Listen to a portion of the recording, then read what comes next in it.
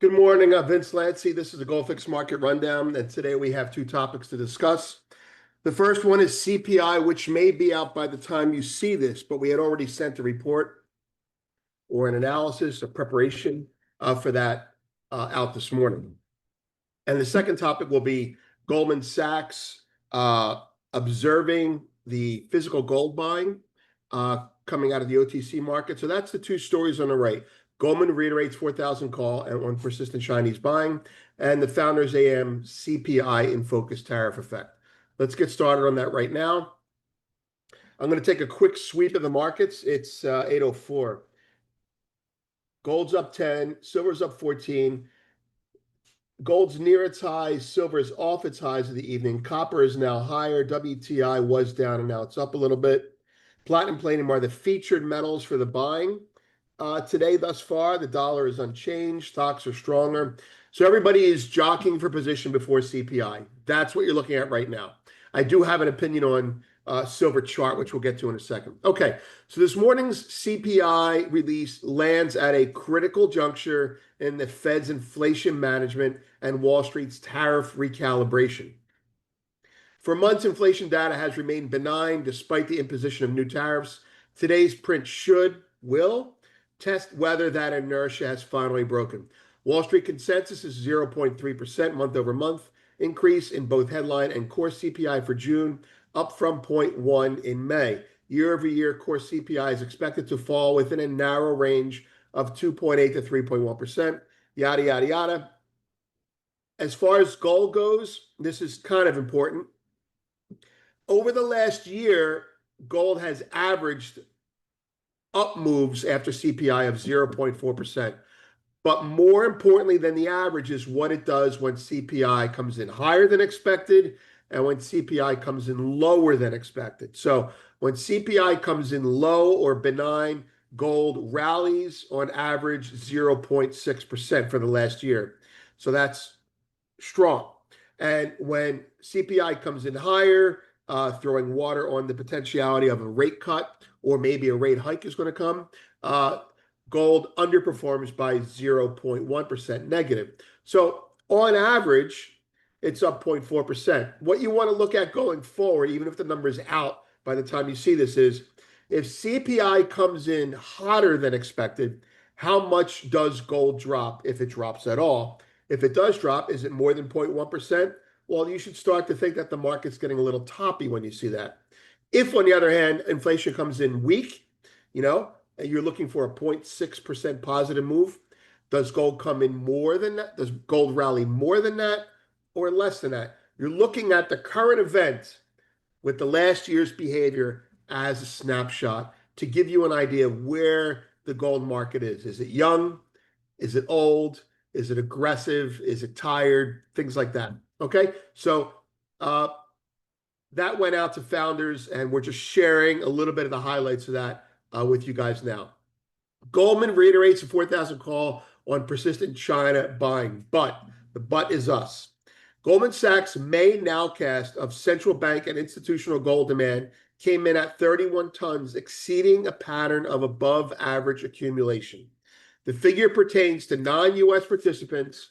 They have to pull U.S. out because we're so big in there now, operating through the London OTC market, and compares favorably to the pre-2022 average of just 17 tons a month. So before the Ukraine war, 17 tons a month were bought.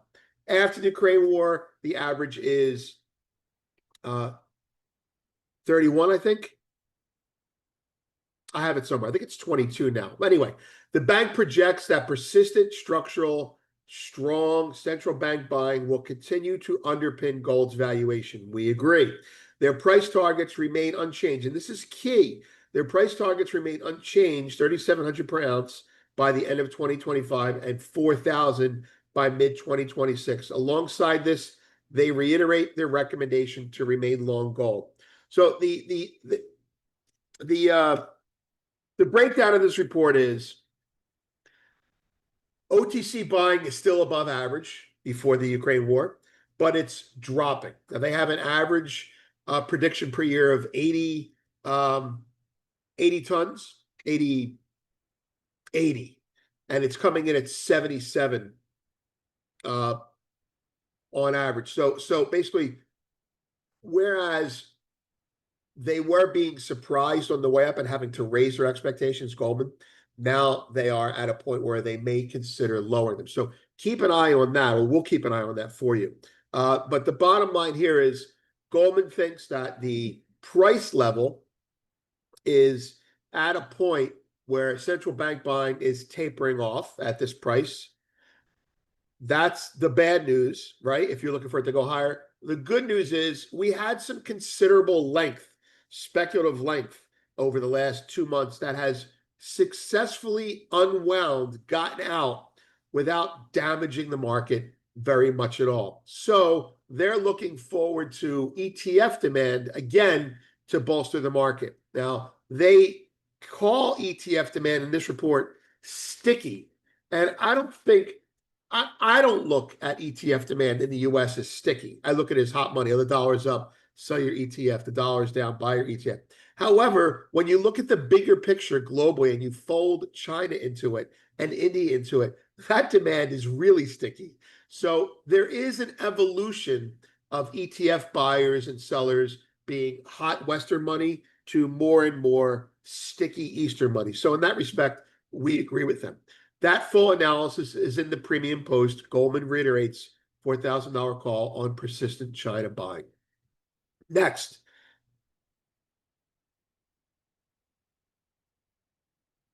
related post. We just told you about the China gold buying. That went out yesterday, founders. This is the premium version, just went out. Silver's perfect storm begins, $50 and beyond. That was a report that we put out and a video that we did yesterday. And we're getting a lot of questions from founders about the books. And so we sent founders large excerpts of 2 trading books that we've read on multiple times. So you can take a look at that. Also, one of our posts, Silver's Perfect Storm begins. There's a zero hedge contributing editor version that we had accepted there. And well, you can go and read that as well. Data.